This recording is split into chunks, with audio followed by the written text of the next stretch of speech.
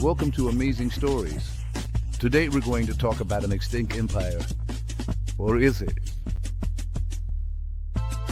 Today we'll be talking about the Maya.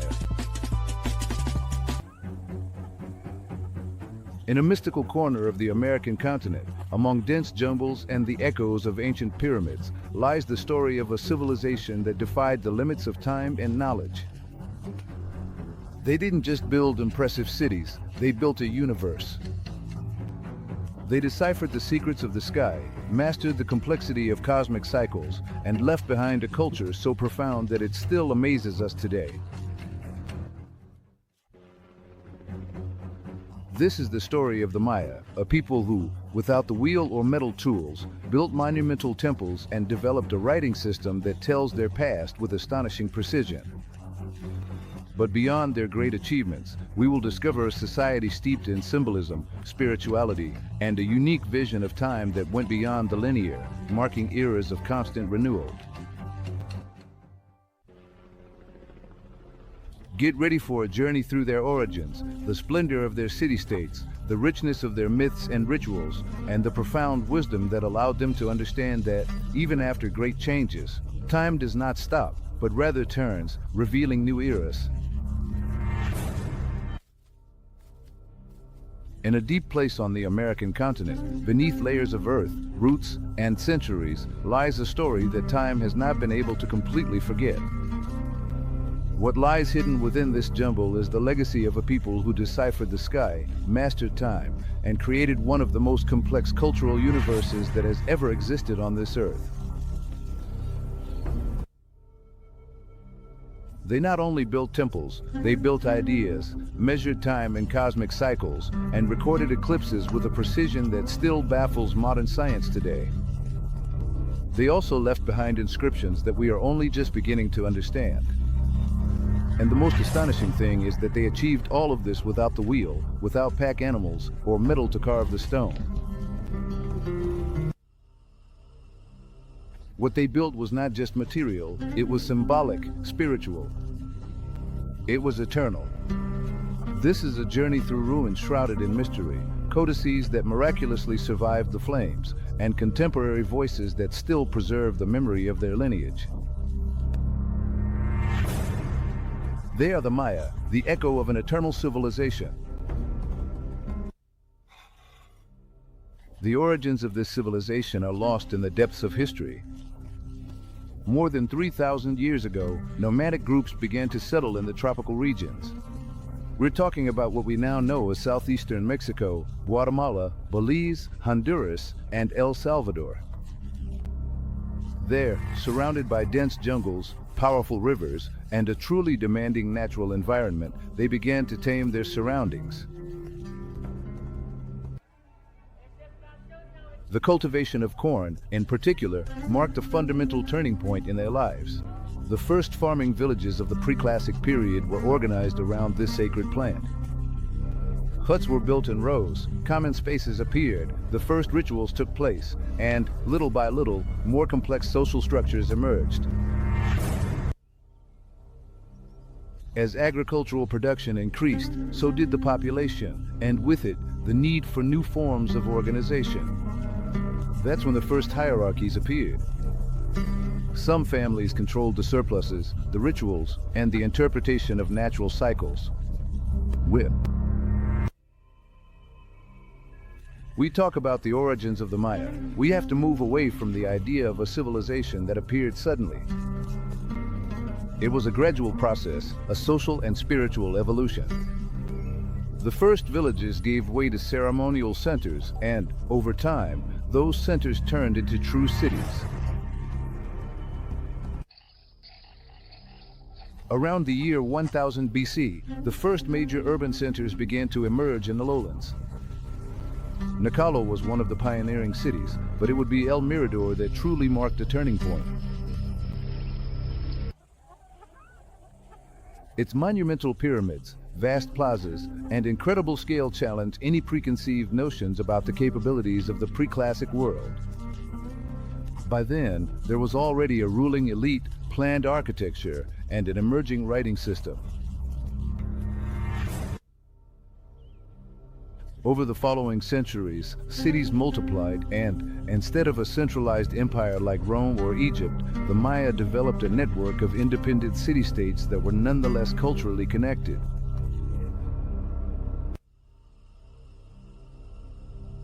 Each city had its own royal lineage, its own ritual cycles, and its own political calendar.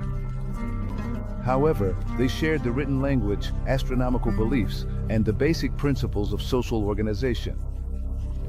This network spread like a web throughout Mesoamerica. And with it, names emerged that still resonate with power today: Tikal, Calakmul, Palenque, Copan, Chichen Itza. Each of these cities flourished with a unique blend of political power, religion, and art. During the Classic period, which lasted roughly from 250 to 900 AD, the Maya civilization reached its peak. It was a time of intellectual and artistic brilliance unprecedented in the Americas. The cities grew in complexity, the inscriptions became longer, and the rituals more elaborate. One of the most striking aspects of the Maya world is their writing system. Each city recorded its history in stone. They included the names of kings, exact dates, alliances, wars, and did so with admirable chronological precision. It was a civilization with a deep sense of history. Maya rulers were more than just political figures. They were considered mediators between the earthly world and the divine. Their legitimacy depended not only on lineage, but also on their ability to maintain cosmic order. Cities like Tikal and Calakmul were at the center of intense rivalries. For over a century, these two powers fought for regional control through wars, strategic marriages, and complex networks of alliances. In this context, other smaller cities could switch sides, pay tribute, or even be completely destroyed. It's easy to imagine the Maya as separate peoples, but in reality, there was a very strong cultural unity. Even today, many Maya communities speak variants of the same ancestral language. That shows a common root, a deep connection that survived wars, political crises, and even the arrival of the Europeans. The Maya civilization was not held together by an emperor, but by a vast network of shared ideas. Astronomical observation continued to guide their rituals. The sacred calendar, the Tzolk'in, continued to mark the days, and the relationship with the cosmos remained the foundation of their existence. In the Maya world, nothing was accidental. Every star carried a message. Every cycle in the sky corresponded to an action on Earth. The universe was not an inert place. It was a living being, full of invisible forces, ancestral spirits, and gods who walked among men. For the Maya, the world was not linear, it was cyclical. Time was measured in great eras, called Bactons, which lasted more than 394 years. Each of these cycles had a cosmic purpose and was governed by specific deities. The passage of time was not simply a succession of days. It was a spiritual movement that could open or close portals between the different levels of existence. Precisely, this cyclical conception of time gave rise to a fascinating aspect of their thinking, their vision of great eras and the changes these brought with them. The Maya developed a calendar system known as the long count, which allowed them to measure vast periods of time, far beyond what we conceive of in our linear understanding. One of these great cycles, made up of 13 Bactons, came to an end around December 21st, 2012, according to the Western correlation. For the Maya, the end of a Bacton did not mean the end of the world or destruction. It was rather a moment of closure and opening, the end of an era and the beginning of a new one. It was a point of cosmic inflection, an opportunity for renewal, re-evaluation, and the restoration of balance.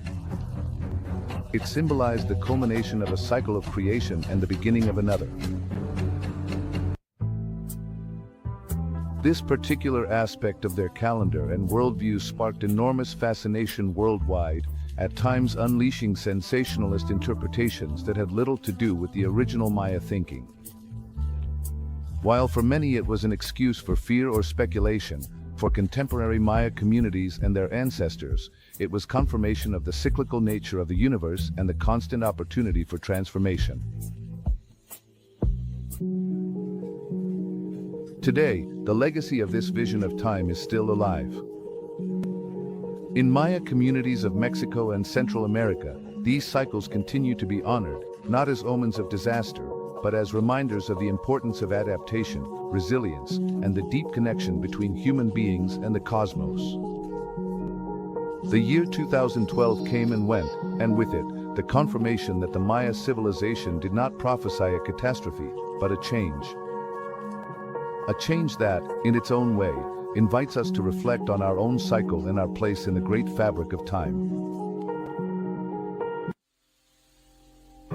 According to their worldview, the universe was divided into three fundamental planes: the sky, the world of the living, and the underworld. Everything was connected by a symbolic axis that united them, the Wakachan, the cosmic tree, sometimes represented as a sacred ceiba. The roots of the tree descended into the underworld. Its trunk passed through the human world and its crown held up the stars. The Mayan gods were not distant figures, they were active and close presences. Sun had multiple forms, names, and functions. One of the most important was Itzamna, the creator deity and patron of the wise, the lord of the sky. There was also Chak, the god of rain, essential in a land where agriculture depended on the balance of water. The underworld, called Xibalba, was a complex place. It was not necessarily a hell, but rather a realm full of trials, darkness, and rebirth. The foundational myth of the Popol Vuh, the sacred book of the Kich Maya, tells the story of the twin heroes, Hunahpu and Ixbalanque, who descend to Xibalba to face the lords of death. There, they triumph through cunning and sacrifice, and then ascend to become the sun and the moon.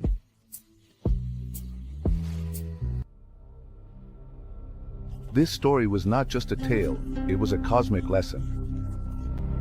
Darkness had to be faced so that light could be reborn. Death was necessary for life to flourish. Rituals were an essential part of this connection with the gods. There were ceremonies for planting, to ask for rain, to bless wars, and to consecrate kings. And at the heart of these rituals was blood. Sacrifice was not seen as violence, but as reciprocity. Human or animal blood was the most valuable offering, as it contained the vital energy that nourished the gods. Maya rulers, as divine representatives, performed ritual self-sacrifice, piercing their tongues, ears, or genitals, offering their own blood in public ceremonies. Altars, codices, and inscriptions display vivid images of these acts, not as brutalities, but as solemn moments of transformation. For the Maya, giving blood was giving life. It was not a punitive act or a spectacle, it was a way to activate the universe. Without that vital energy, the gods could not maintain cosmic balance. That's why the rituals were so complex and rigorous. They were performed on exact dates, in precise locations, with very specific symbols. Nothing was left to chance. Maya temples were not just buildings, they were physical representations of the cosmos. The pyramids, with their stepped levels, symbolized the planes of the universe. Inside the temples, often in complete darkness, the priests performed rituals accompanied by incense, the music of conch shells and drums, and the use of the ritual calendar, a cycle of 260 days that marked the spiritual rhythms of the Maya world. Each day had a unique meaning, an influence that could be either positive or dangerous. Important decisions, such as choosing a ruler or starting a war, had to be made based on the reading of these calendars. Today, Centuries after the temples were covered by the jungle, many of these beliefs are still alive. In the indigenous communities of Chiapas, Guatemala, and Yucatan, offerings to corn are still made. Auspicious days are consulted, ancestors are honored, and it is remembered that time does not move forward, but rather turns in a cycle. At the top of the pyramids, among glyphs and offerings, the gods lived. But at the base of those pyramids lived the people. And it was those people, with their tools, their beliefs, and their practical wisdom, who bore the weight of an ancient civilization. Maya society was a living organism, a carefully structured fabric where each group had a specific function, a defined social position, and a spiritual role within the cosmic order. At the top of the social structure was the Kujulaja, the sacred king. He was not chosen, but inherited his position by blood. The Ajah not only ruled, but was also a spiritual guide, a warrior, an astronomer, and a mediator between heaven and earth. His authority came from his ability to interpret divine signs and maintain balance between the planes of the universe. His power was ritual, ideological, and visible. He lived in palaces, wore outfits adorned with jade and quetzal feathers, and his image was carved on stele for eternity. Alongside the king, the nobility played key roles. There were priests who interpreted the calendar and led the rituals, astronomers who recorded the movement of the stars, and high-ranking warriors who led campaigns and captured prisoners. Maya nobility was more than just privilege. Their role was to uphold the world. If the Ajah was the link to the gods, the nobles were the gears of the cosmos. It's no coincidence that many of them were astronomers or priests. Knowledge was power and was deeply ritualized. Even marriages between nobles were cosmological events. In homes, people worshipped minor deities, protected household spirits, and family ancestors. Women were usually in charge of maintaining the household altars, offering incense, placing flowers, or tending the ritual fire. Maya's spirituality was not confined to temples. It was everywhere, in the corn being cooked, in the fire that should never go out, and in the way they walked to the fields. They lived within a symbolic universe, and women were the main guardians of that order in everyday life. In the cities, artisans worked in guilds. There were workshops specialized in all kinds of techniques. Some artists were sponsored by the nobility and produced high-quality pieces, many of them intended for worship or to commemorate historical events. Leisure was also a part of life. They played Paktapak, the sacred ball game that represented the movement of the stars and the struggle between light and darkness. Although some matches were ritualistic and symbolic, others were just for fun. There were also dances, music with drums and flutes, stories told at dusk, and celebrations tied to the agricultural and religious calendar. Medicine combined herbal knowledge with ritual practices. Healers knew the properties of hundreds of plants. They knew how to heal with massages, temazcales, and prayers. Their knowledge was ancestral, and many of those practices are still alive in present-day indigenous communities. One of the most striking discoveries when working in contemporary Maya communities is realizing how much of the ancient social fabric still endures. Community organization, respect for the agricultural calendar, or the ritual use of corn. All of that is still present today. It's as if history was never interrupted, but rather adapted. Everyday life, with its rhythms and symbols, continues to be deeply Maya, even though the world around it has changed.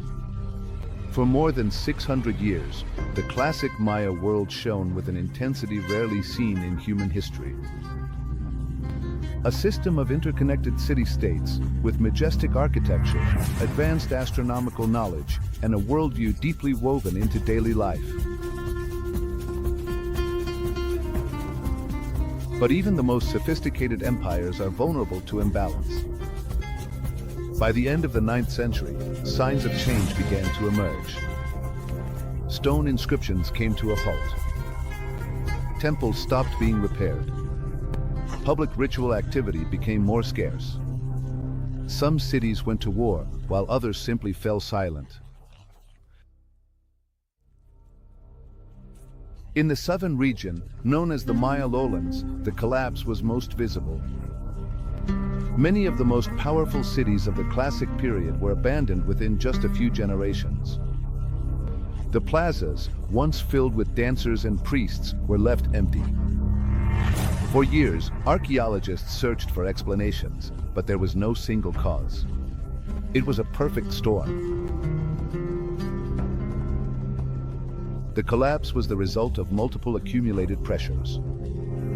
On one hand, there was overexploitation of the environment. On the other hand, prolonged droughts affected agriculture.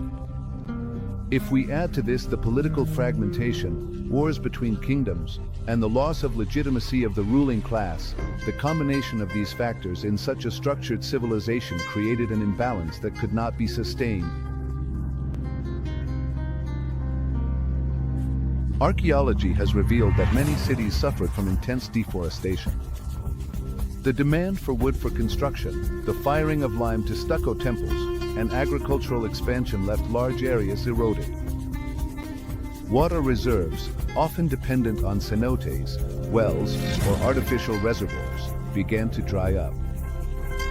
Corn, the staple food and a spiritual symbol, stopped growing as abundantly as before, and with it, the social fabric weakened. At the same time, the political system began to show signs of exhaustion. Maya power was deeply tied to the cosmic order. If the rulers couldn't guarantee balance, like rain, harvests, or peace, their legitimacy would collapse. And when the cities began to fight among themselves for control of trade routes, resources, or alliances, instability accelerated. The figure of the Ajah was not just symbolic, it was essential for the order of the world. When the people stopped seeing him as an effective mediator between the human and the divine, the entire structure fractured. It wasn't just a material collapse, it was an ideological collapse. Faith in the system, in the calendars, and in the cycles eroded, and with it, the whole model crumbled from within. Some cities held out longer, they adapted. Others were completely abandoned, swallowed by the jungle and forgotten for centuries. What was once an interconnected network became fragmented. But it's important to understand that the Maya did not disappear. What collapsed was a form of organization, not a people. Many communities survived in less affected regions, moved elsewhere, formed new alliances, adapted their beliefs, and preserved their language, their knowledge, and their connection to the land. In the north of the Yucatan Peninsula, new centers began to grow. Cities like Chichen Itza adopted elements from the classic Maya world, but also incorporated different practices and styles. They opened themselves up to trade with peoples from the Gulf. The Maya world was transformed, but the idea that the Maya disappeared is mistaken. They survived the collapse, colonization, and are still here today. They live in communities that speak Mayan languages, practice inherited forms of spirituality, consult ancestral calendars, and plant corn, just as has been done for centuries. The collapse was the end of an era, not the end of a people. The collapse of the classic Maya world marked the end of a stage, a profound transformation in their political structure, their cities, and the way communities related to their environment. The cities changed, trade routes were reconfigured, and ritual practices evolved. And while some regions were abandoned, others became new centers of power. Knowledge, language, and tradition continued on their path. Today, more than 1,000 years after the collapse of their most iconic cities, the Maya are not just figures carved in stone. They are living people, entire communities who still speak Mayan languages, who cultivate the land using the same ancestral techniques, who celebrate ceremonies marked by calendars their ancestors created centuries before the arrival of Europeans. In many cases, their knowledge has been preserved not through books, but through oral transmission, cultural resistance, and the pride in their identity of generations who chose not to forget. The civilization that many believe to be extinct simply learned to walk a different path. To study the Maya is to look beyond the past. It is to understand how a culture can adapt without losing its essence, how even after collapse, conquest, marginalization, and being forgotten, a civilization can continue to speak, perhaps in a quiet voice, but with absolute clarity. Sometimes we hear that the Maya were a great civilization in the past, but that's not correct. We are not a shadow of the past.